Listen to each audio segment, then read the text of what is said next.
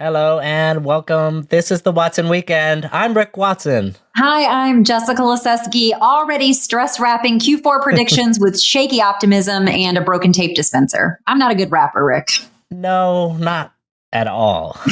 We are diving headfirst into peak from the Black Friday circus to January's hangover. It is retail therapy for those of us too jaded to call it a holiday miracle. It is a holiday miracle, though, on It 34th is. Street. I always believe, Rick, because my mom taught me if you believe, you receive. So, Yeah. Do you Santa's think that real. the Macy's Santa still sends people to other stores? That was Kohl's because Macy's, remember, didn't want to buy the naming rights in the movies. That's on the second. Well, I'm talking the remake in the 90s. I can't remember was it Gimbals? What was was Gimbals? anyways. No, that was a guy who committed suicide or something. Or that was the Christmas Story. Yeah. So, but yeah, here we go. We do have a great show for you today, and we're we already wouldn't be here. Off script.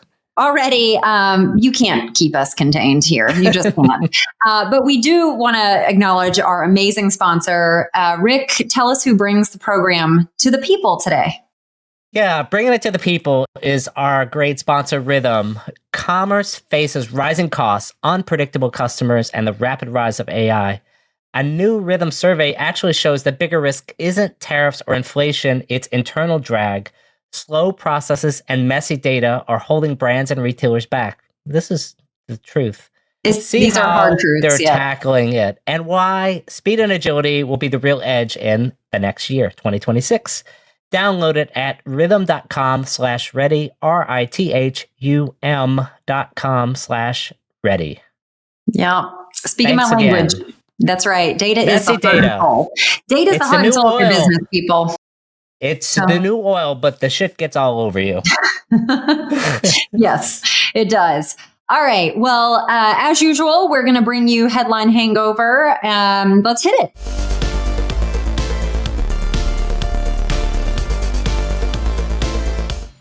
Okay, Rick. So it has been kind of a bruising situation.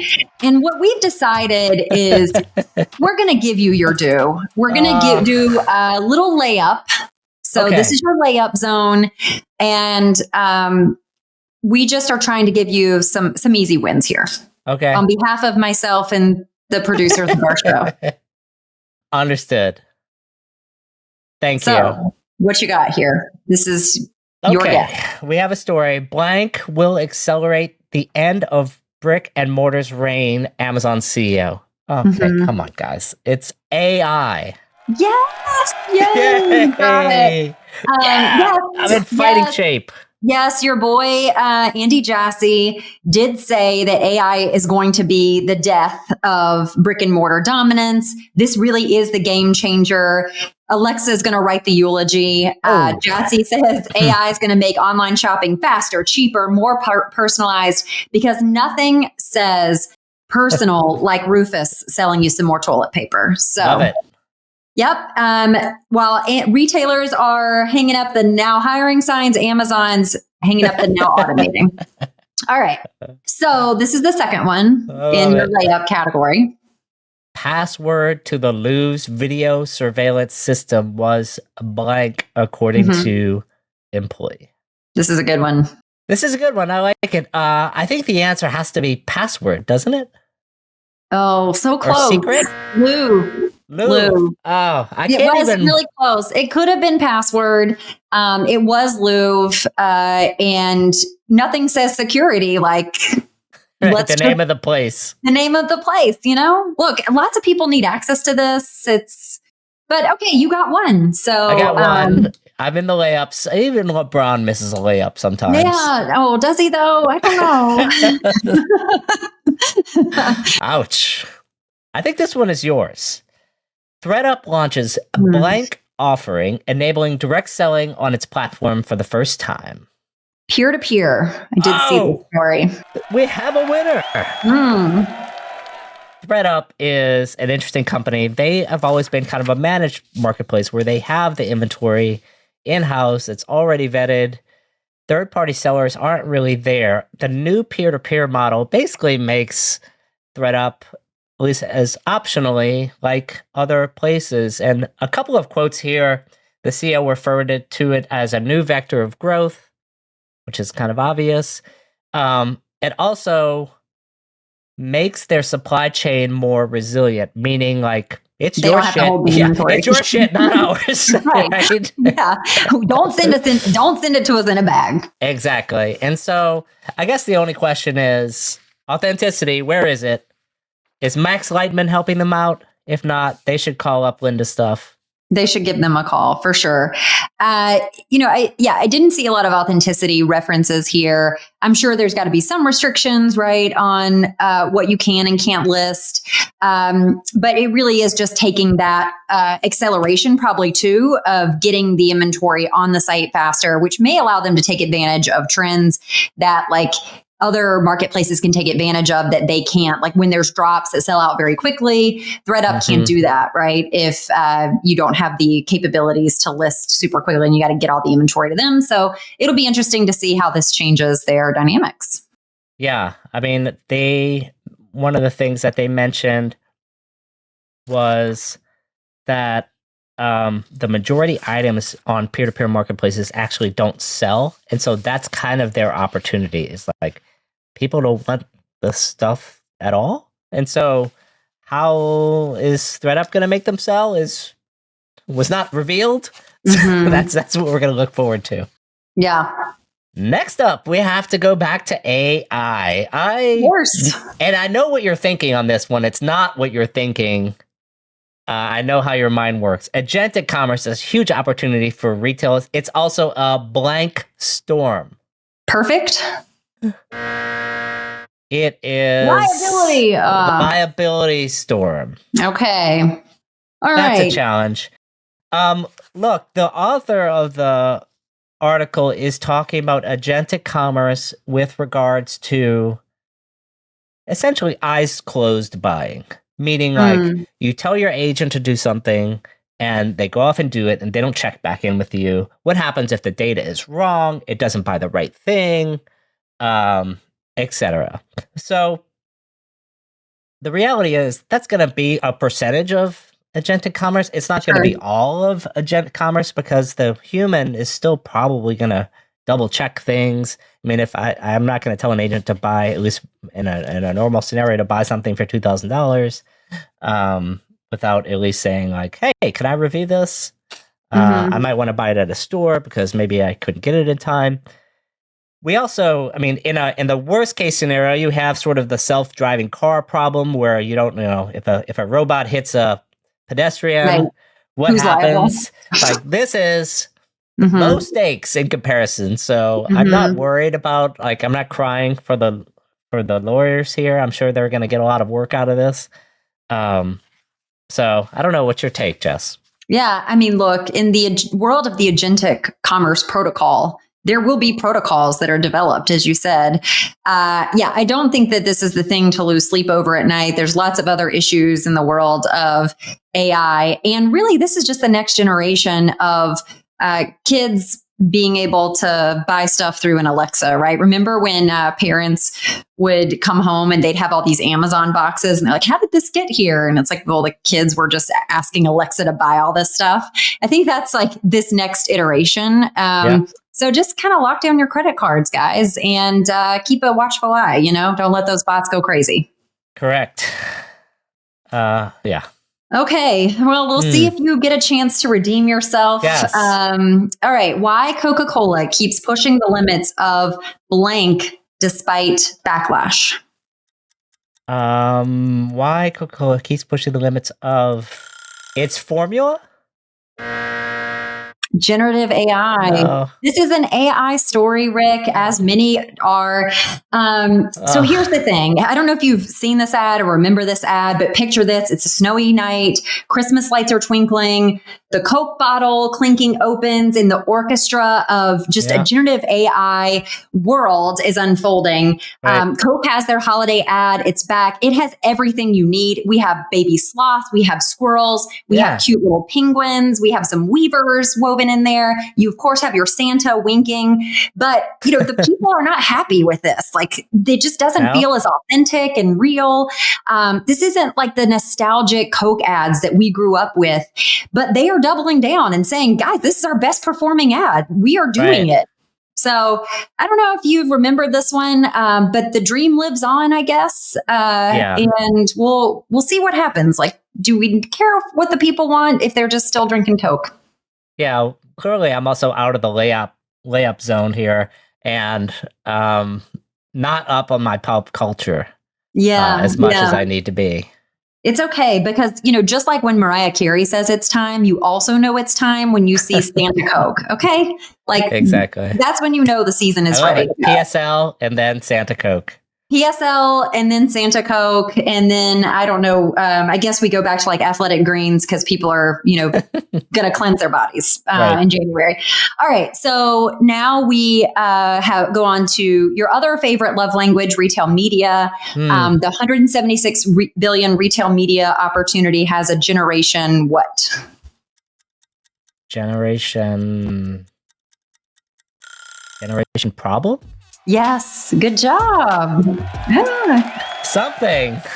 There you Finally, go. I get something. You got it. Yes, you got it. So yes, there is the 176 billion retail media boom, but we have a massive generational facepalm hiding inside it. Shocker, Rick. Do you believe that Gen Z shops the same as boomers? No. Yeah, I know that. So that's basically the big revelation that was coming out of this story. Vibenomics surveyed 973 shoppers, found Gen Z and millennials are 5 times more likely to buy after hearing an in-store audio ad than boomers. 5 times. So Gen Z finds this in-store audio enjoyable. Only 25% of boomers agree. And really the revelation here is that Gen Z has grown up hearing ads as they're streaming. It's just kind of second nature. Boomers are like, I'm in stores. Like, this doesn't make sense. That's for the television. And I usually try to skip through those. So again, like the big revelation here is if you're in retail media, you got to tailor to your audience and give them what they want. Yeah. Yeah, maybe they're just old people shopping in your stores and it's bad, but get the youngsters in there, it's all right.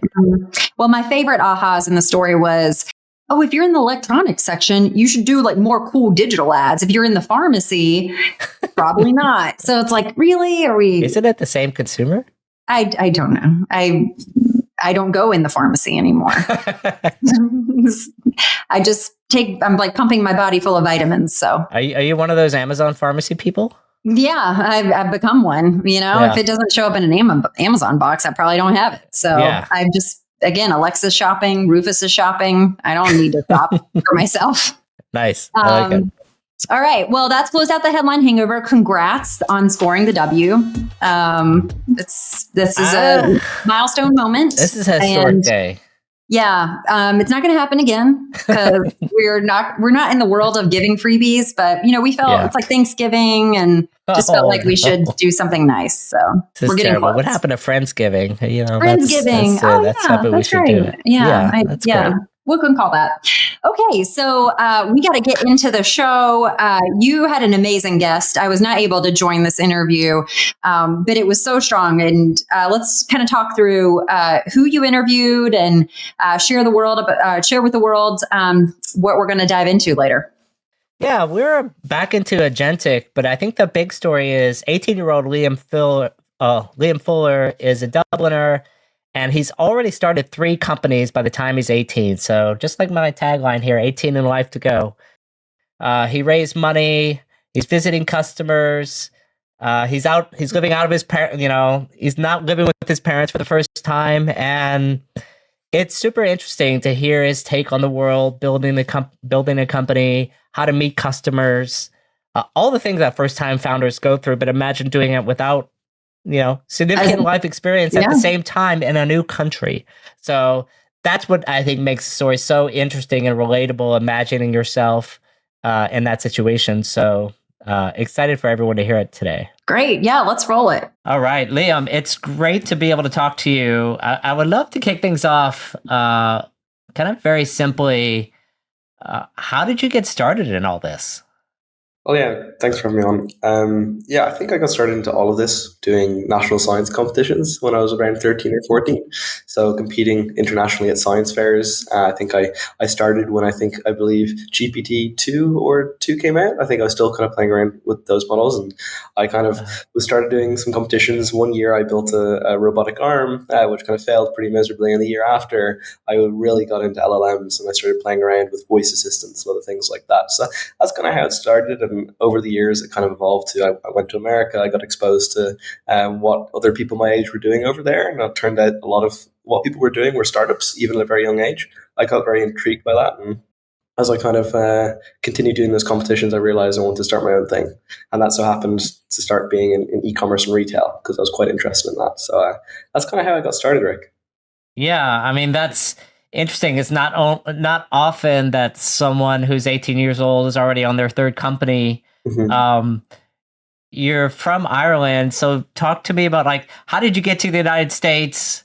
What did you learn when you first got here?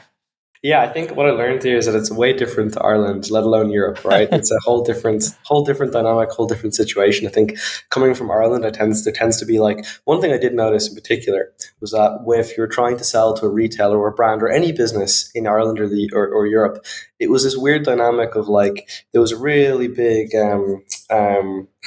it was almost like you had to kind of start a relationship with them over a very long period of time, and then you mature into okay, now we're business friends, and now we're going to work on something together, and that's kind of how it evolves here. But in America, it's you really have to change the way you sell into being very, very confident about what you're doing, which tends to be a little bit hard for I think Irish guys who are generally pretty humble about what they're doing and what they want to bring into the world. So I think that was the main difference I kind of found. And, I think getting over to the US was very, very important to me. I split my time between Paris and the US at the moment. Uh-huh. And I think the dynamic is way different. And I feel like if you came in and were just oh, I'm just starting this little thing, people aren't going to take you as seriously as maybe going on the verge of potentially being cocky and saying, oh, I'm working on the best thing in the world for retailers and brands. You guys are going to love it. You need this. That kind of thing. So I think that was one of the main differences I found from the US and Ireland. But yeah. That's fascinating. Look, sometimes it doesn't work out. I think the Irish way is a really good way for a lot of life. Sometimes the startups in the US that are very cocky and brash don't always really work out. I'm thinking of Theranos. It's going to change the world with a drop of blood. No, it's not really possible. Mm-hmm. Yeah, I agree with you there. There's definitely a barrier there. I would say that. So, talk to me about your current setup. What is it that you're trying to build now? Sure. And what types of customers are you trying to target? Sure. So I think give a bit more context. As soon as I finished those, competing internationally at science fairs, I realized that I wanted to start a company. So I came back to Ireland when I think I was around 16. I joined a youth accelerator program called Patch, funded by the Collison Brothers and OpenAI. And during that 6-week period, with I think basically all of Ireland's top academic performers who are under 21 and things like that, I started a company. And that first company was called CartShare. It was for e-commerce brands. It was to turn group chats into customer acquisition channels when you couldn't reach the free shipping threshold on your favorite brands. Really cool idea. I marketed that product very well. We launched on quite a few brands. But ultimately, we found it was very, very hard to change consumers' behavior on a product like that. Mm-hmm. So earlier this year, I kind of went back to the basics. I was like, okay, well, I want to start something new. I had already been exposed to these AI technologies that I've been working on during my science fair years. And I just looked at okay, well, these AI models are getting really good. Reasoning models are now a thing. And these models are going to continue to get better and better and better. And yes, the LLM architecture may not stay around forever, but at least other things will be added on top of that to at least continue this cycle or curve that we're on. Mm-hmm. So I had a background in e-commerce and retail. I basically tried to pitch my product to as many retailers or brands I possibly could have. and I decided to ask them about some of their other problems. And turns out there was actually some fundamental issues or problems that retailers and brands experience. That wasn't to do with their glossy website or the beautiful design Shopify store they had, but it was to do with their back office operations. And I talked to one brand here in Ireland, and they said they had 1,000 suppliers across their retail, 1,000 SKUs in their store. They're selling on Shopify, they're selling wholesale, and they're also selling in their physical retail locations. And they used a system from about 20 years ago to manage that didn't even have an API attached to it. And then they were trying to basically kind of combine that with Excel spreadsheets and humans to fill the gap, which was all of this work that the ERP system that they were promised and they pay a lot of money for to do work for them wasn't actually working how they expected it to. So they couldn't get the answers they wanted out of their data, and then they turned to Excel spreadsheets. And that was pretty shocking. Like, a brand that's doing 300 million revenues in a year, basically running their entire business off of Excel spreadsheets. I just thought that was pretty crazy. Right. Yeah, so that's kind of how it evolved into what I'm doing now, which is an AI operations tool that layers on top of existing systems retailers and brands rely on, to allow them to get the answers they need really quickly and also perform actions on top of their systems. So yeah, it's like that's kind of what we're working on right now. Go into more about that. I think it's a fascinating story because I think you could talk to a lot of people in the US who are like, we need to get in front of more brands. How do we talk to brands? How do we get an audience with them? As an 18-year-old coming to the United States, you had never been to the US. How do you get an audience with brands? So I'm still trying to figure that out, to be honest with you. I think I think like most startups, it's kind of it's difficult in some ways, and it's also quite easy in other ways, right? I feel like one thing I've realized over the last probably 2 or 3 years is that if you build a really, really good product, like a really good one, people tend to talk to each other about it, and retail kind of has this nature of this kind of homeliness, or I don't know. There seems to be a pretty good community. Yeah. And I found, like, even looking at some of the really cool Shopify apps maybe that I've looked at in the past, I think the really good ones that do really well build a really great product and then are able to be everywhere and anywhere, and everyone kind of knows the person or the founder who's doing that thing. And so for me, I mean, the way that we got our first 5 or 6 customers was with our first customer before we had even deployed a product onto their system, telling as many other retail friends about what we were doing. And I found that to be a really interesting characteristic, that if you build something valuable, or at least show something valuable to a customer, they will talk to other people about it. So I'm going to continue going down that road. And I think we have some of the strategies of how we're going to kind of get brands' attention in the US. But we're trying to bring like some freshness and newness, because, our comparisons are like, a competitor who might have a website who doesn't even have a demo video on it. And I'm like, why? So we're trying to do things like that to differentiate ourselves as well. Yeah, seems like a simple thing, but helps people learn about who you are. It does. I agree with you. You mentioned you started with an accelerator and the Collisons were involved. Mm-hmm. Are you looking for additional investment, or are you looking to kind of bootstrap it from here? Talk to me about the investor side. Sure. What's been the feedback on that lens? Yeah, I mean, so 5 months ago now, we raised $1.4 million for a pre-seed round from an really good Australian fund called SquarePeg, and the remainder was filled out by angel investors in San Francisco and New York. So that's kind of how our investment journey has gone so far. So at the moment, we're not looking for any more money. We're just trying to deploy that capital the best way possible, which is mainly engineers and engineering talents. I feel like in this new world, it's like you literally can't hire enough engineers to get where you want to go. I think dealing with this new technology is really interesting, and there's only a certain amount of people who exist who are on the cutting edge of this tech, and trying to get those people comes at a price. So that's kind of mainly why we raise the money. So at the moment, it's just about getting our revenue numbers up, deploying into the market, getting into the US market, and that's where we're spending our time now. Got it.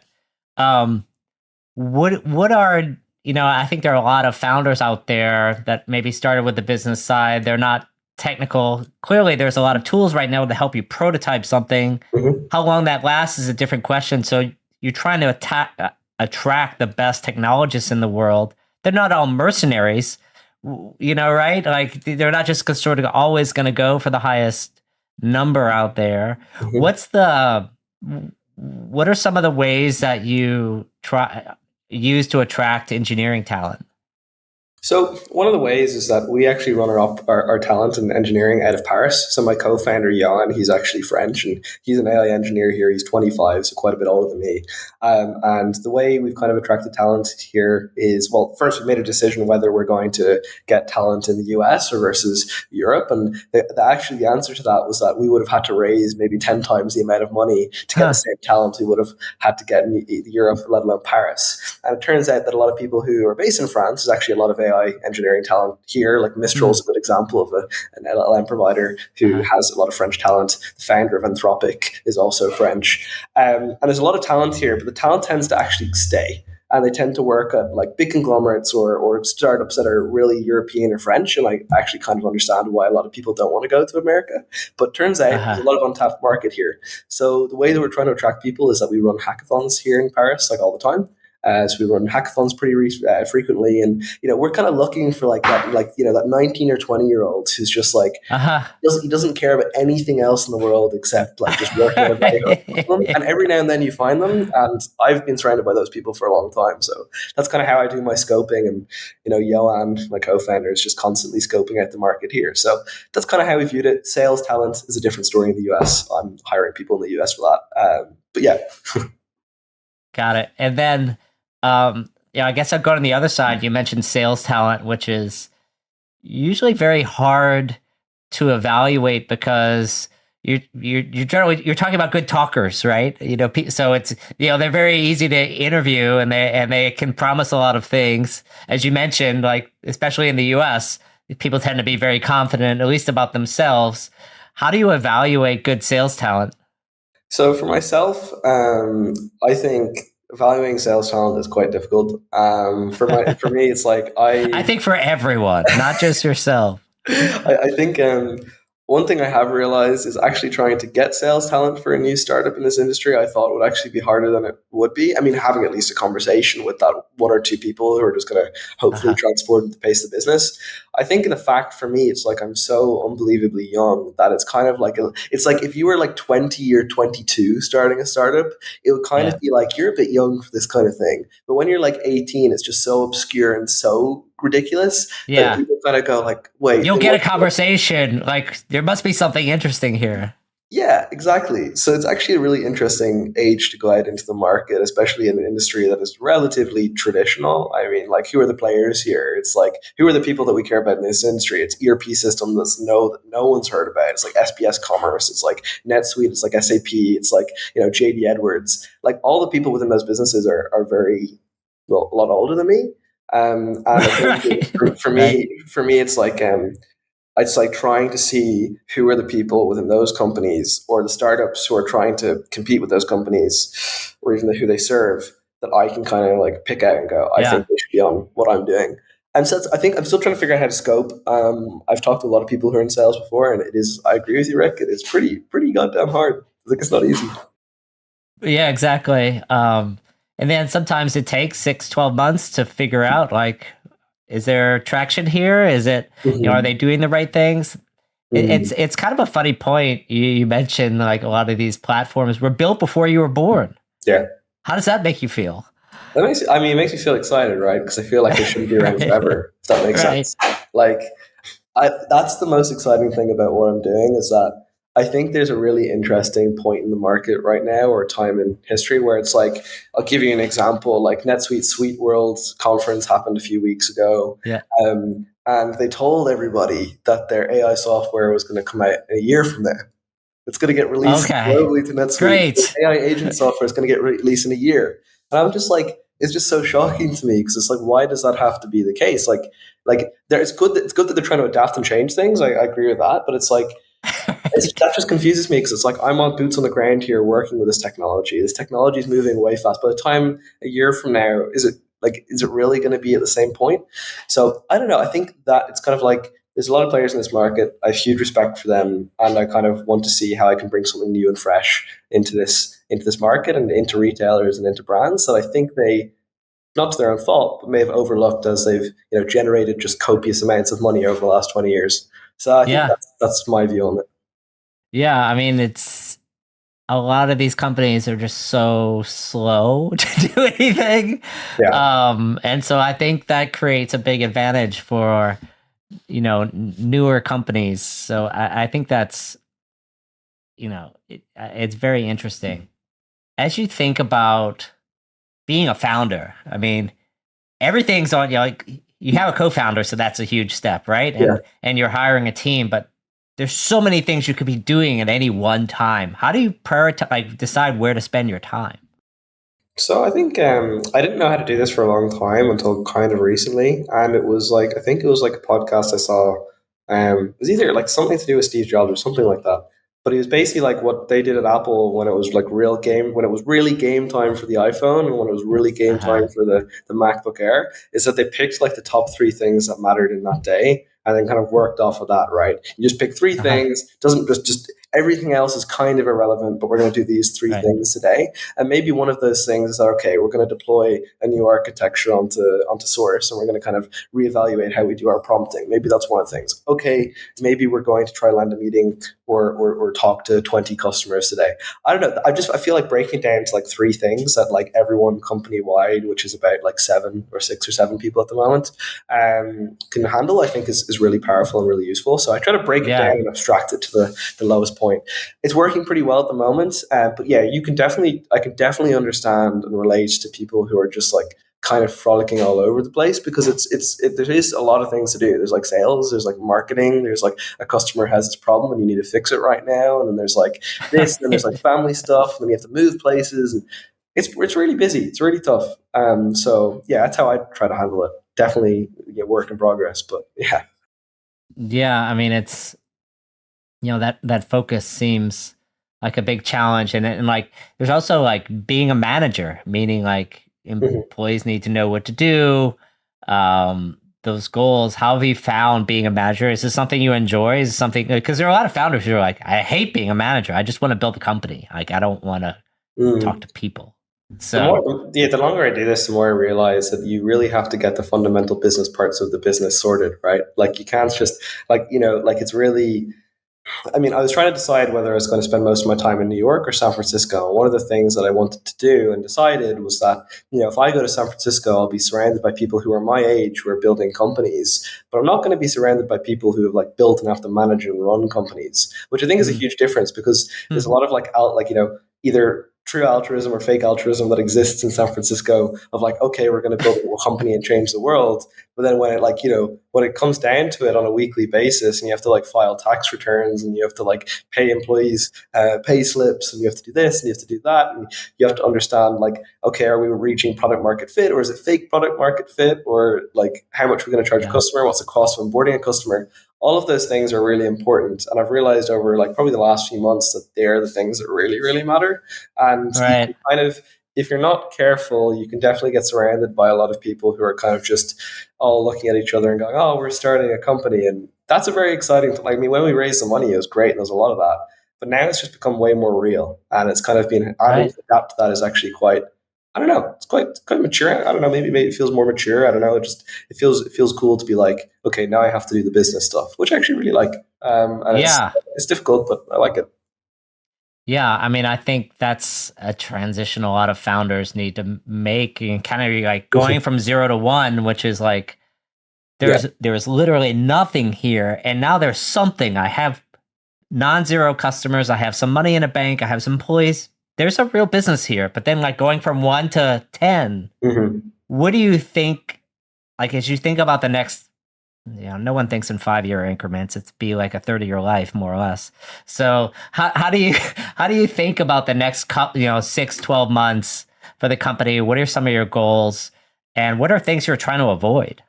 Yeah, I mean, some of our goals is like we want to break into the US market. I think like that's been the focus since day one. It's like how can we build a company that's at least applicable to the US market? I just think, Hmm. if you're going to build a company, you may as well like go big or go home, and the US is a pretty good place for that. I think Europe could definitely be part of our plan over time. I think like we have a lot of European customers that really like our software, and I feel kind of bad at it a little bit because I'm like going over to the US and going, not buy guys, but I'm like, I'm going to the US to try to sell the technology over there.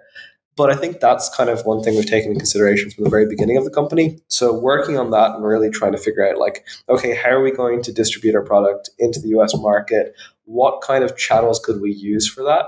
And like, goals surrounding that is like, we obviously want to figure out like, where do we sit, right? Are we going to eventually become something that we own ourselves and we kind of take up a lot of, we basically become the interface for operations teams, the buyer, the head of merchandising, the buyer, the data analyst, they just interact with source, or are we like a hybrid between how they interact with their existing systems and interact with us? So I think it's kind of more like really big company-wide decisions on where we're going to take our product. But I feel pretty confident in terms of like, I feel pretty confident in the way that we're going to figure out distribution in the US. I think there's some really, going via the POS systems or something like that, I think could be a really interesting channel to market, because they kind of have a little bit of the inventory in stock, but they don't have it all. And they kind of have this weird gap between ERPs and themselves. So that's a couple of things, maybe not a direct answer to your question, but that's kind of it. So yeah, that's kind of how we think about that. Things we want to avoid is we want to avoid running out of money. That's probably that's like an important thing. They said that's like that the CEO has one job, right? Like make sure there's money in the bank and make sure that company has a vision. Yeah. so I think I'm doing an okay job of it's pretty crazy. Those two metrics. So yeah, making sure we don't run out of money, we keep at the pace we want to. Keeping the pace is super important, because as you try to build a product and find product market fit, it can be really easy for you to go, oh my God, we've reached product market fit. Like, let's just go all in. Let's raise another round. Let's deploy everything we've got.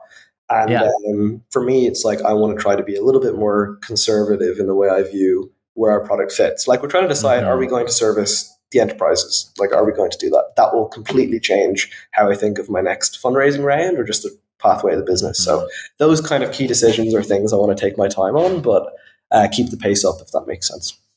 Yeah, no, I mean, I think it makes sense. You, where you're at the company, I can just hear it in your voice. You're talking a lot about product market fit. It's top of mind. A lot of people have a different definition. Most people, frankly, don't have a definition of what it is. And not only what it is, I think people have a general idea of what it is, like a product that matches the market. Okay. How do you know you're there? So I think so you could look at it in one way, right? You could look at it and it's like, okay, we have a product and people are willing to pay for it. That's like a really good thing. And we have those customers. Right. Great. And I think the second option is like, okay, we have a product, people are willing to pay for it, and we can deploy this at least over time in a manner that like makes sense financially to the business, which I think is another step. And I'd be kind of going towards option 2, right? It's like, how do you, like, we have a product, people are willing to pay for it. Right now, have we figured out this is the most amount of money a customer is willing to pay for it, or can this be increased over time? I think it's a really big question.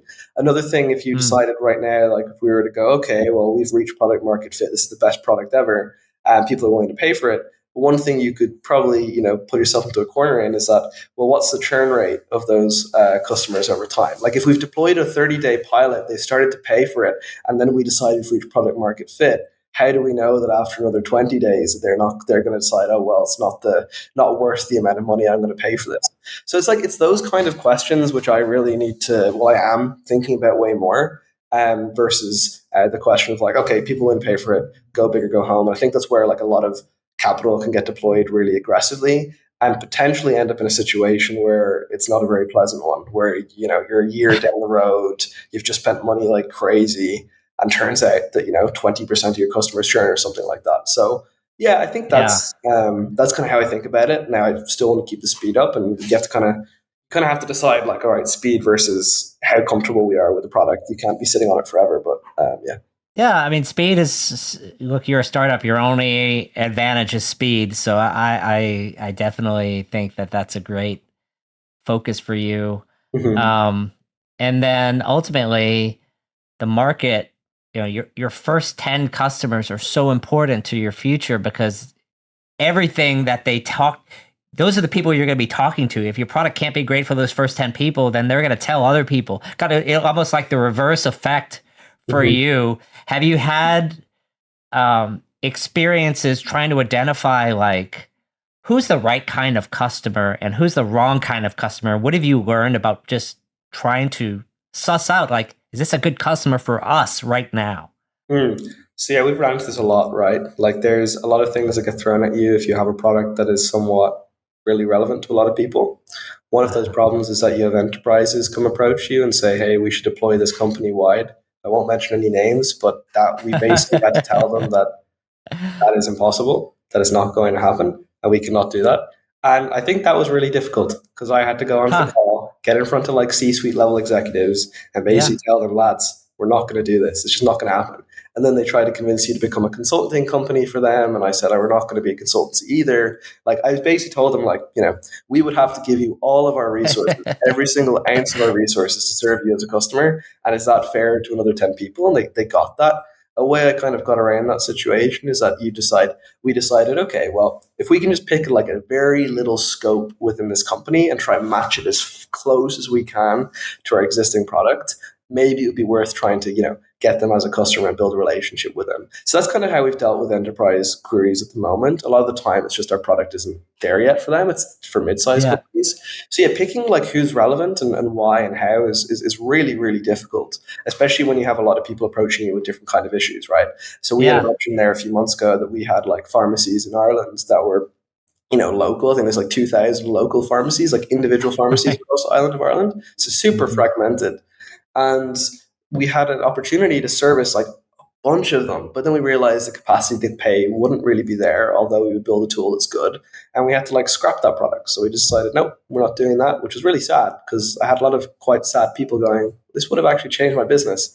So yeah, those decisions are hard. But now we've kind of decided we're going to target the mid market. So like Uh-huh. brands within the 20 million to $200 million range, in athleisure wear, beauty, those kind of things. Doesn't really matter on the SKU size, but that's kind of how we've been targeting those businesses. Yeah. They have like 7 people, 8 people on their operations team, and things are just like they're just in the trenches at the moment, and they desperately need help, and that's kind of where we come in, at least in the mid market for now. Yeah. I mean, I think it's a fascinating, it sounds like a great segment for you. What have you learned about other types of businesses that and how they go to market? Do you take lessons from other companies? Like, I'm just going to use an example. Shopify is one that everyone known Mm-hmm. that started with entrepreneurs and now they're talking with quite big companies, and that didn't seem to hurt them over time. Mm-hmm. Stripe started with, they're really just marketing to developers. Yeah, they do. Like, how can we have the best APIs, and regardless of the size of the company, if we have the best developer experience, people are going to want to use us, versus like some of the other companies like a NetSuite where they start at the top and that's their focus. Like, how do you think, like, is there a company you admire and they're kind of not necessarily looking to follow, but take tips and examples from? Yeah, I think that's a brilliant point. I think like there's two kind of like so if you went to the argument, okay, let's start with like the lowest hanging fruit, which is like your local corner shop, right? That's one option for us. Or theoretically, you could go, okay, well, this local corner shop is going to tell their friends, and that's going to grow naturally over time and develop into something really, really awesome. Or the counter argument to that is that you go to an enterprise and you say, okay, well, the mid market are only going to look up at the enterprise and what they're doing, so we must service them first, and then we will try to win that portion of the market. For Right. us, it's really that has been tricky.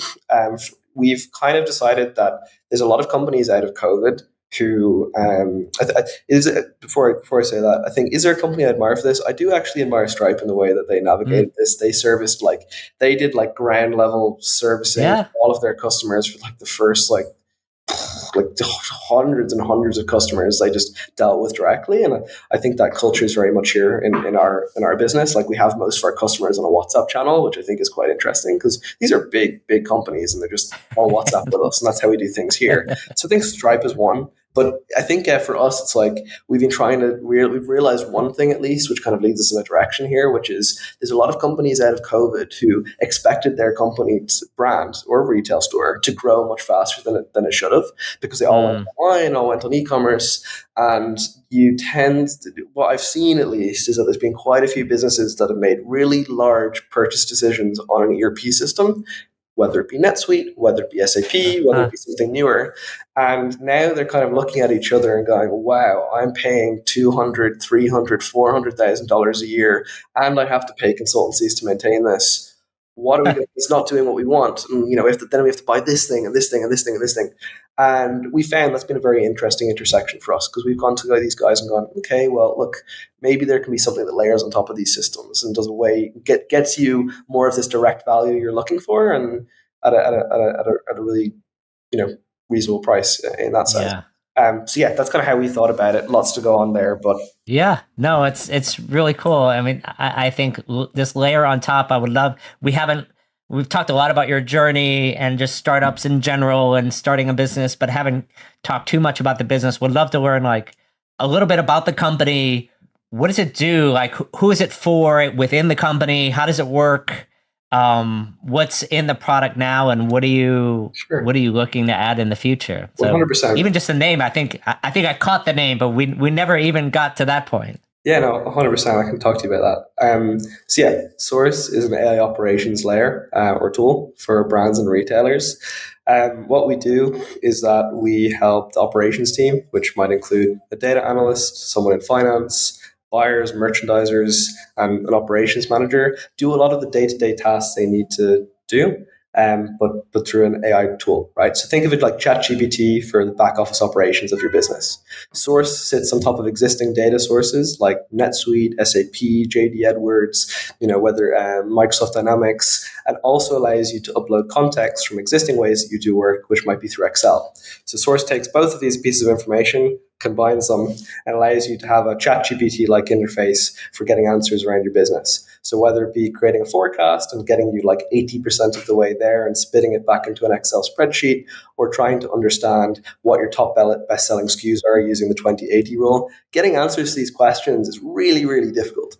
And it's unnecessarily difficult. So we noticed that a lot of our customers, whether it be a buyer, a merchandiser, or an operations manager, trying to go into your ERP and pull that data to get an answer via a report would take hours and hours and hours of work. Instead, Source pulls this data autonomously, retrieves it, and gets it back to you and spits it back out to you in whatever format you'd like, but also really quickly. So it's like really just being able to allow a business to interact with their existing systems and data in a much more convenient and natural language way. So that's kind of how we've been pitching it to customers, and it's called Source. Yeah, that's great. I mean, you're working with a lot of legacy platforms, and you yourself kind of said some of them don't have APIs. How do you interact with them? Sure. So we use some creative ways to interact with lots of pieces of software. I love the word creative. That's just my favorite word. Yeah, I would say creative. So look, we have all sorts of customers. Like one of our pharmacy customers, they were pulling a daily export of all of their existing. So they didn't even have a ERP system; they had a POS system, and they're essentially pulling Excel files representing all of their reports on a daily basis, which was just an absolute disaster. So they had all of their inventory sales for the last 5 years of the business, and all of their inventory stock and all of their sales data for the last 5 years of their business within a POS system. So what we did is we just said to them, "Hey, look, guys, pull that data once, upload it to Source, and then go and go from there." And that's how we've dealt with that customer. So that's an example of a creative way how we deal with things. The cool thing about Source, and one of the really big selling points for us, is that we realize that with some of these new AI technologies on the market, we can have a really great competitive advantage against consultancies. Because when we started this company and started to serve customers, they told us that we should use a consultancy to integrate our own piece of software, which we had built, into one of our customers. And when we asked them the price and the timeline, it was something like $50,000 in 2 months worth of work. And we decided that, is this really true? Like, is this actually the case? And I think there's a real big change happening, at least in the integrations and migration space, where we're like, most of our development and engineering time is figuring out new integrations. But not only that, but figuring out how to do integrations faster, better, and even autonomously is our goal. So that's kind of how we're looking at that, and that's kind of how we kind of decided, like, look, we could either pick that all NetSuite customers are going to be who Source deals with, or we could go in the opposite direction and go, okay, well, every retail business is different to one another, and we shouldn't really change that. So we should just get really, really good at trying to understand the context of their data and the existing systems they have. So that's the approach we take. But again, it's difficult. But we're building tech to handle that. And I think the intellectual property we'll build off the back of that is going to be really exciting. Yeah. No, it's interesting. I mean, I think that AI, the models and AI keeps getting better. Do you think that AI is smart now, and what do you think we'll be seeing in the next couple of years that we're not seeing today? And are you seeing like skeptics out there still, or like what's the state of like the executive mindset toward AI? Yeah, I think there's skeptics, right? I mean, it's. I mean, so one thing we've noticed, I think, the biggest thing for us is that we've ran into less skeptics versus people being afraid. So we've run into more people being afraid versus people being skeptical of what it can That's do. so interesting. Which it hurts the sales cycle a little bit, to be honest with you, because you can get introduced to a buyer who works at a business and they basically feel like there's two ways it goes. They feel afraid that source will take their job, and I mean, Right. maybe that's not a crazy thing to say, or maybe they feel like they'll have a first mover's advantage and they'll try to bring it to the C-suite as fast as possible. And they're the two routes we see most of our sales approaches go. So I think that's a really interesting one. The other thing I see as well is that these AI models, just from being on the ground level at least, is that these AI models are absolutely ridiculous, and they're going to continue to get ridiculous. I think we had a model come out maybe 2 weeks ago that we deployed across all of our customers within 10 hours, and it genuinely made our product better by like a factor of like at least a couple of percentage points. Just like the product just inherently without any changes just got better because we released a new AI model into our product, which is really interesting. It's a little scary because it's like, okay, where are we going to have a moat? And I think that'll be with our integrations. But that's like an interesting dynamic I'm seeing as well. So yeah, I don't know. I feel like with what we're building here, it will definitely allow brands to move faster and be more competitive in the mid market. And I think at least for now, it's probably the risk of jobs being lost is probably not true. But over a long enough space of time, it may or may not happen. So I think a lot of AI startups are really into people being skeptical about if they should deploy AI to their business. So yeah. No, I mean, it's fascinating. Do you think there are too many AI startups, or you just think like everyone is just building because no one knows what the future looks like, so let's just build the future? Yeah, I think no, there isn't enough AI startups. I think there should be more because in every vertical ever, like in every vertical that exists within the economy, there's an AI startup trying that may have got between $1 million in funding and like $100 million in funding trying to build something in that space. There's a startup I saw a few days ago raised like 20 million and they were in trucking companies, right? There's a startup I know here in Ireland that has an AI receptionist for dentists. And like they own the Irish market now. They're about to own the UK market. So it's not only happening per vertical, but it's happening geographically as well. I think, to be honest with you, I think this technology is just so fundamentally a game changer. We've seen it being a game changer for our customers in the retail space that there's just a lot of things that are going to start to happen. And, maybe one could argue that is like a really smooth transition and one could argue it's a pretty messy one and probably it'll be on the more messy side. So yeah, honestly, I think there should be more AI startups. Like it doesn't like, what really gets me excited is that company starts in a traditional vertical, it starts winning the traditional vertical, everyone in that vertical goes, oh my God, this is the best tech ever. You see that company 6 months later own that market, and then they raise a really large round. That's like really exciting because that's like a very clear indicator of like, okay, startup provided value in the market, people are willing to pay for it, and now it's just boom, boom. So I hope that happens with Source, and I think it will. Right. That's kind of how I view it. No, I mean, it's exciting. And I think there's still a long runway in this market. And there's probably a lot of founders in the audience that are thinking about like, should I join the next startup? Should I start something on my own? What's your advice to potential new founders?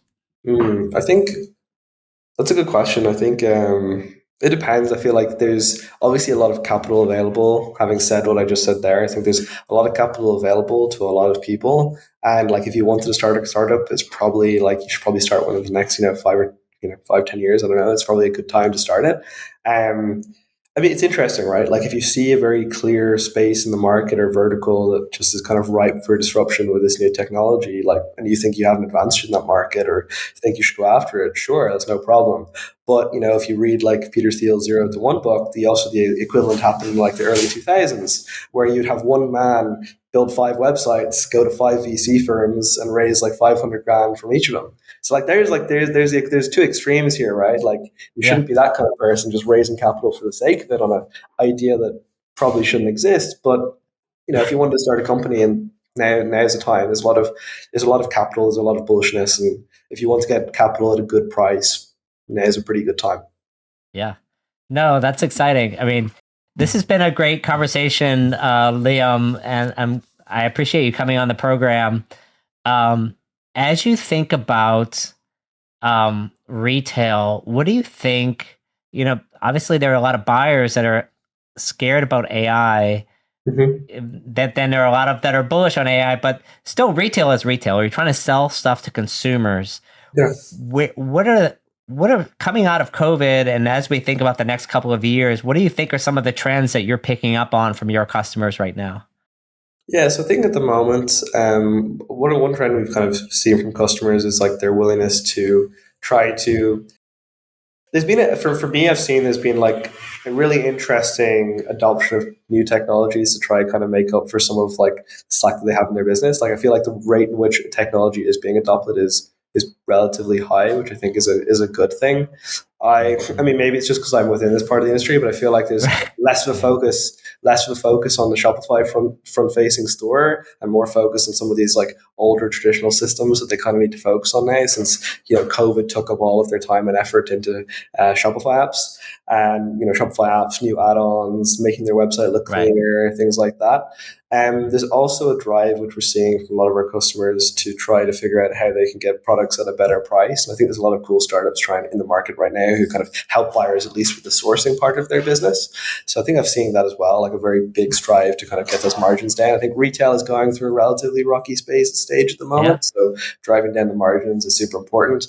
And also, that said, with the spending on new technology, the reason they're spending money on new technology is so they can cut down the cost of what they're using right now. So we are seeing we are seeing quite a few businesses, well, at least in the Irish market, I think, and I think in the US as well, that there's new ERP systems coming to market very aggressively, and the like of Unleashed. And I mean, on the other side, for startups, at least, there's like the likes of Rillet, who's a completely new ERP system. So there's like definitely like for some of the new brands that are coming up in the new retail, people playing in the retail space, they're definitely not going to go back to the old systems. I think the market is kind of changing in that regard. For us at Source, it's trying to get all of those businesses that are unlikely to change those pieces of software and kind of have this mammoth task that they've kind of created for themselves. They're not changing anytime soon. No, not changing anytime soon. So there are kind of customers who want to go after it, but yeah, there's lots of new players coming to the market, lots of exciting things happening, and lots of startups too. So it's really interesting. Yeah, awesome. Well, this has been a really great conversation, Liam. I thank you so much for coming on the program, and look forward to seeing kind of your personal growth as well as the growth of Source too. Thank you very much, Rick. Thank you for having me on. Appreciate it. Awesome. Thanks so much. That's going to do it for this week's Watson Weekend. If you've made it this far, you're either a retail masochist or you just love the sound of our voices. I'm going to say it's option 2. Either way, we appreciate you. If you've enjoyed today's show, give us a follow, give us a like wherever you're listening. Leave us a review, preferably with 5 stars. We'll take 4.5 if you're feeling a little bit stingy. Yeah, it's okay.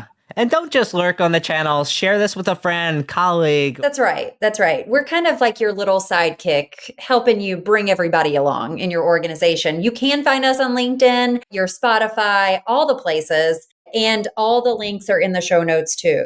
Big thanks to the community, our listeners, as well as the Kaplan Snacks that keep this circus running. Sponsors, you know who you are. And if you're not a sponsor yet, I mean, what are you actually doing with your marketing budget? Give us a ring, call us, send an email. Rick loves when people slide into his DMs. It's his favorite place. Until next time, I'm Rick Watson. And I'm Jessica Liseski. Thanks for spending part of your day with us. Now, you can feel like you can go on and do something better with your life. We'll see you next week. Bye.